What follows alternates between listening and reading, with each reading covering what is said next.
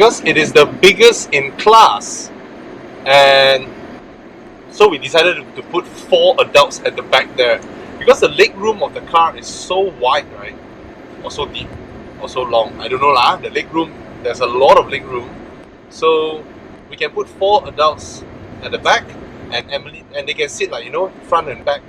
These are the things that we Malaysians always do, right? So a lot of you say that, oh, the CR-V doesn't come with 7-seater, doesn't come with 7-seater. But I tell you, the 7-seater version, right, if you look for videos from Honda Australia or anything, right, when the seats are folded, they take up a lot of space. And they're pretty tight from what I heard. But being a 5-seater and being Malaysians, we will eventually do this, right? Like, we're gonna stuff more people than the number of seat belts at the back there. Yeah. So you can see this is the 4-wheel drive version of the CR-V, and you can see this indicator showing you where the torque was transferred to which wheel. Of course, these are not information that you should know or you need to know, but it's a very nice visual gimmick that adds to the sophistication of the car. I mean, of course, you have the LCD here, then you can practically show anything, right? And in terms of interior, right, I think the build of this new CR-V is really good. It doesn't look premium. The design doesn't look like a very atas car like the Mazda CX-5, but it does gel into the current Honda design language very, very well, which is very, very tacky, very avant-garde, very forward-looking in terms of how they design the interior. And I like the fact that the shifter is placed here. There's a lot of compartment over here, as you can see. USB ports and all that are in there. And then this is movable. There's a lot of cubby spaces everywhere in the car. The door bins are nice, it's segregated, but it cannot fit a large bottle. So I don't see any compartment that you can put large bottles except here, but it will be flinging around. So in terms of the interior, the Honda, not only it is the most spacious, it is rather well equipped and the things are well thought out. I think they put utility ahead of outright design. Yeah, that's how the interior looks like from the driving position. And these rocker switches, these touch sensitive rocker switches, were never something that I ever liked, even in the Civic. It's just too, like I said, touch sensitive, right? You need to do a visual check whether when you roll your thumb across it, whether it has been registered by the system, unlike a system where you just press. Of course, you can press as well. So that's the funny thing. You can press or you can just swipe your way through. In terms of the steering feel, I like the steering feel a lot. It is very direct. It feels good. And in terms of CVT, this is one of the better ones. Like I think I mentioned that in my Civic video. The CVT is really good. It's comparable to the CVT in the Subaru Imprezas. Alright, and of course now they added the volume knob back, but of course it looks weird, it just up suddenly like that, but it's a nice to have because a lot of people has been complaining about it. The car rides very, very well. The body control, the way it reacts to my steering inputs and all that, it is miles better than the previous CR-V. In fact, if you drive the previous CR-V, if I blindfold you, I put you into this car, you wouldn't have guessed this is the new CR-V because it drives so differently. From the touch points, you might even think that is this a European car because the soundproofing is very good, and in terms of the things that we touch in the car, it all feels rather upmarket. As I said, it's just the design that doesn't look like it's trying to look upmarket. There's no pretension there. In terms of the design, I think it is similar along the lines of the X-Trail in terms of what they are designing, but the fit and finish and the material used is way better than the X-Trail. So yeah, man, it drives well, it's smooth, and the CVT is not stupid. That's very important. And Yeah.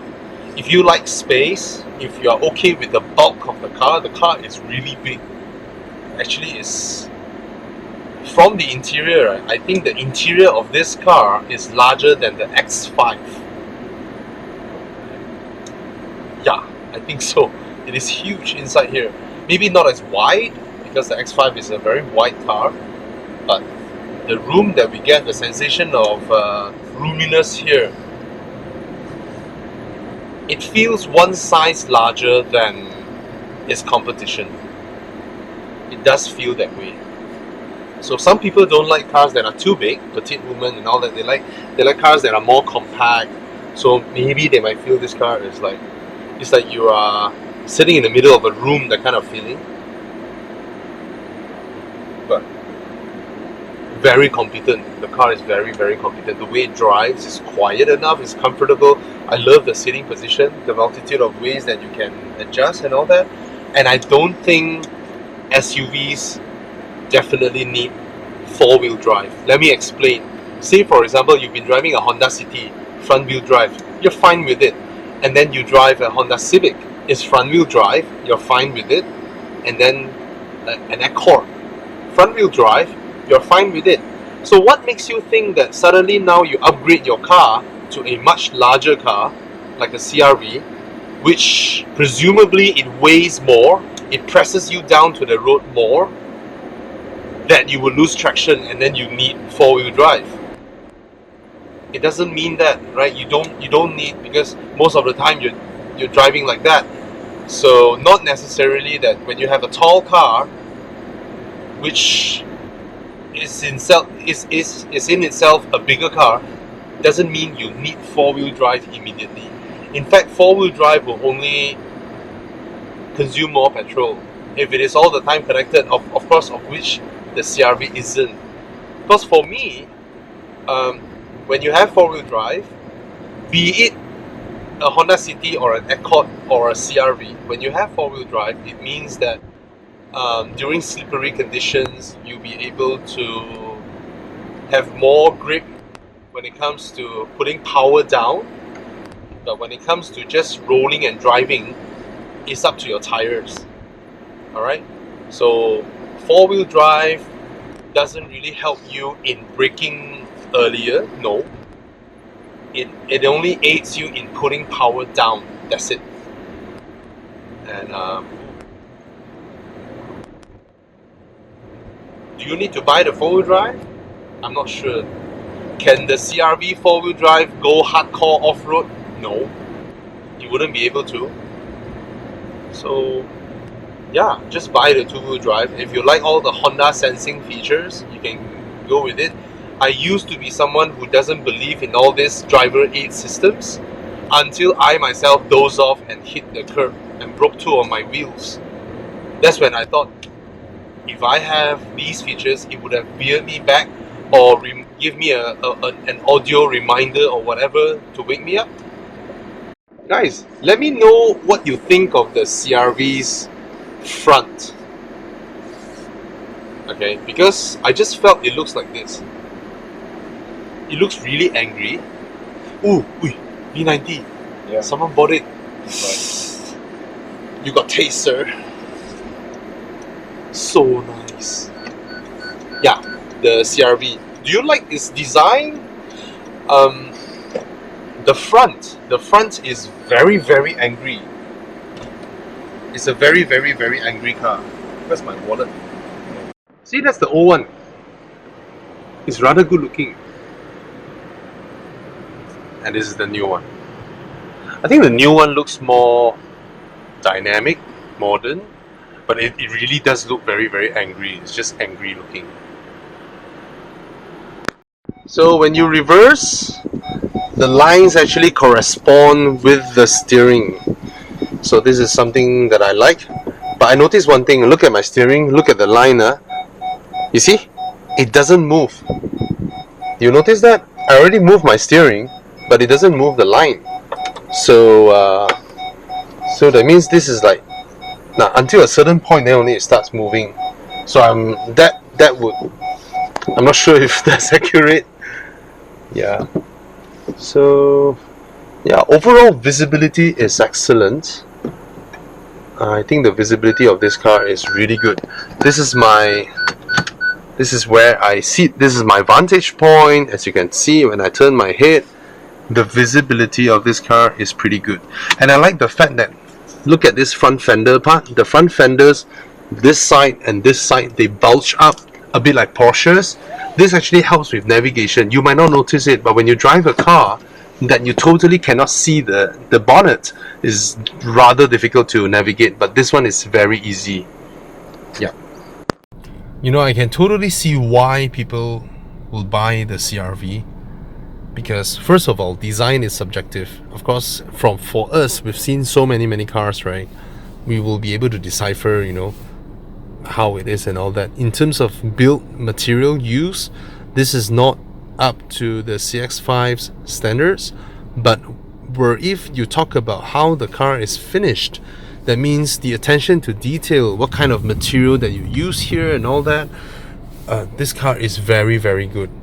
Okay, and there you can see that there's a lot of thoughts put into the interior in terms of how they do all these, you know. So in terms of interior, they put a lot of thought in this space, and I tell you, this thing is worth 100,000. Because when you use a car, right, apart from getting from point A to point B, this arguably, you use it more often than your rear seats. Your rear seats most of the time is empty, right? Only when you fetch someone. Every time you go and buy a car, right, you sit behind and say, oh, very spacious, but then you're not going to put anyone behind for 6 days out of 7 days in a week. But the front here is where we use it most often, and this part is very important in my opinion. All right, and other than that, I just find this interior is very nicely designed. They did not opt to use the most expensive of materials to finish the cabin, but it's very well fitted. The fit and finish is rather good, and I don't see a problem with the fitting. Of course, it's not as solid as a Lexus or something. And then you come to the back. It is super duper spacious. It is too spacious. In fact, how do I like the seat backs? Let me try. Okay, you can't recline the seat backs, so it's pretty alright. And then another thing that you see, the sensation of having a really wide rear seat space was also accomplished from not having a bench that is full length. Okay, it's not exactly full length, but it's not short either, so it's alright. And the fact that I love the flat floor, which you cannot see here because it's pretty dark in here. It's super dark. Okay, you can't see anything. Anyway, I like the floor because it's flat. See my feet running left and right. Yeah, ports over there. So yeah, I like it. Okay, come here again.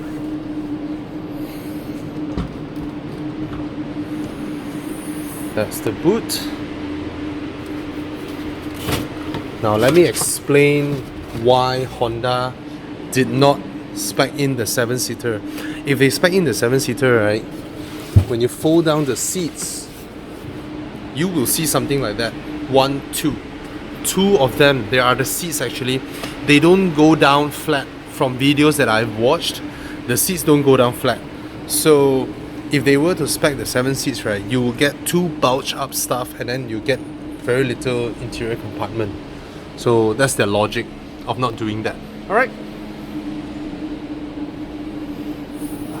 better close it so that no one can see that we place something here. Do you like the design?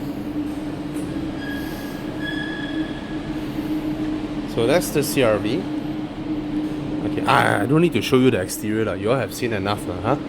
So I've done more than enough videos on the exterior of the car.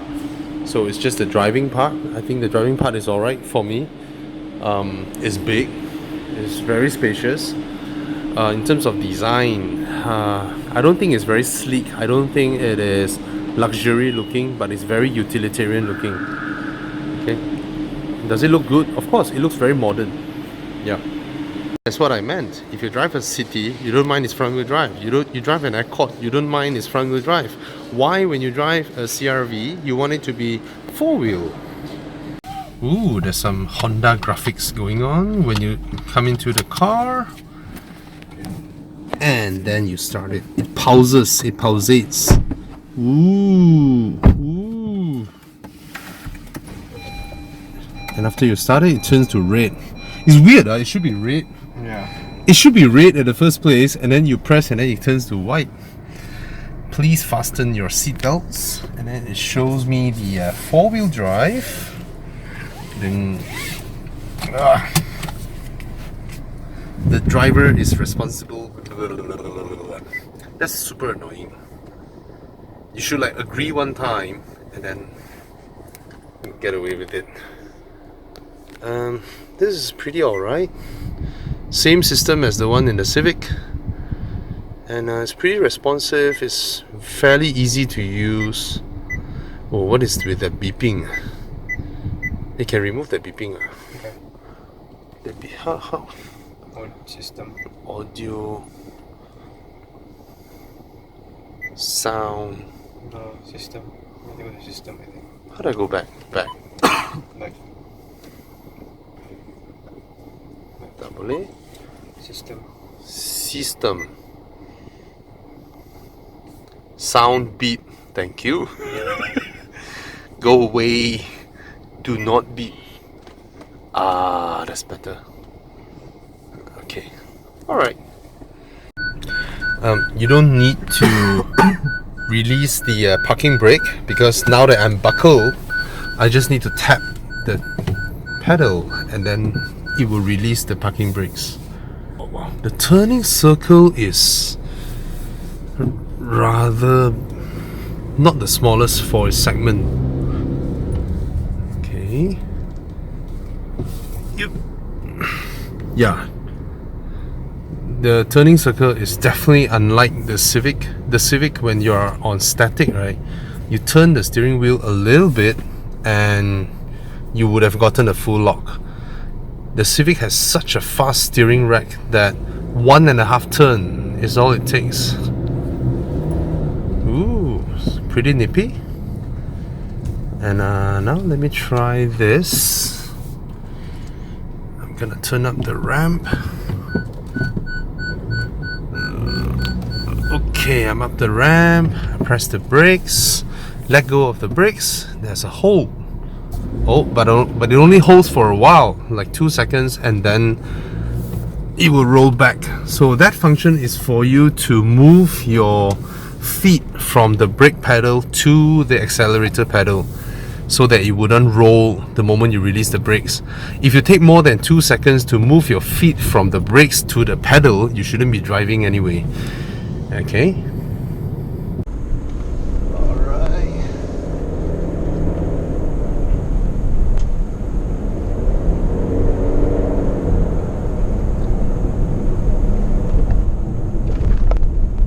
It certainly doesn't feel as nippy as the Civic Turbo,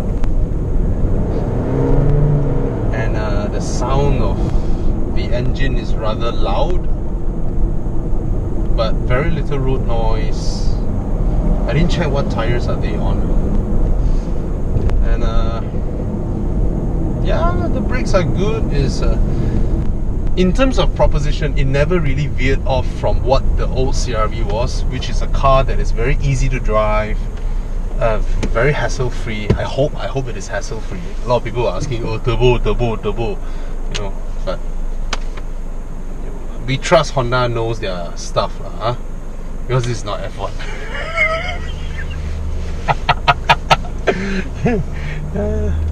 But overall, it's alright. All the materials are really nice. It is a very easy to drive car. Pedal shifters are there. All the controls are within reach. And it's spacious. Visibility is excellent. Everything is fine. Everything is fine. It's just the competition, because competition is stiff in this segment now. So this one being the 4-wheel drive version, which a lot of people are keen because they were thinking that, oh, SUVs must be 4-wheel drive, but then you don't get the full suite of Honda sensing. And there's a stupid Avanza trying to make a U-turn there. Idiot. What an utter idiot. Now, situations like these where cars are flying past from the back and you're trying to merge into their lane, don't think that because you have a turbo you can do... Sorry guys. Wow, that was a surprise. Okay. Yeah. Ooh, the gearbox. Okay, that's pretty loud. That is pretty loud. Let me try that again.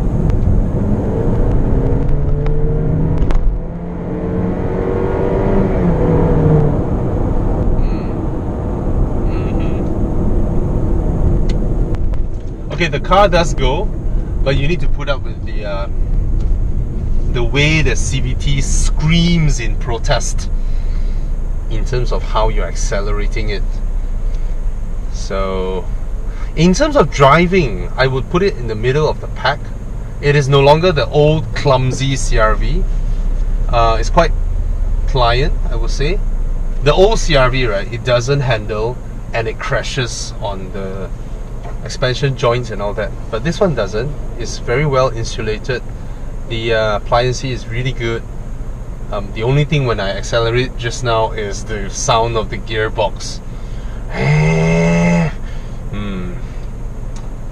So yeah, everything else, this car is perfect. I mean, no one will complain its interior because it just does everything so well. There are so many compartments, so many soft, touchy, feely kind of materials. There's a good mixture of design. It's not luxurious looking, but it looks good, alright. The screens are okay. Everything is alright. Everything is alright. I've seen some complaints from netizens on CarPlay or Android and all that. I'm not sure because I'm not sure how it interacts with the car yet. Because I have viewers and readers PM me and say, oh, how do I do this with the Honda system? How do I do that? So I'm not sure yet. Okay, but overall, this car is still, in terms of combining everything, it is the Swiss Army of SUVs, I would say. Yes, it doesn't have 2 seats at the back, but that thing takes away more than it gives, which I will agree with Honda's strategy of not including that in. So, yeah, that's how it drives. Ooh. Just now was an Avanza, now is an Innova. Got horned by a valve fire. Yeah, and it's a quiet ride. Rather quiet if you're not revving the engine.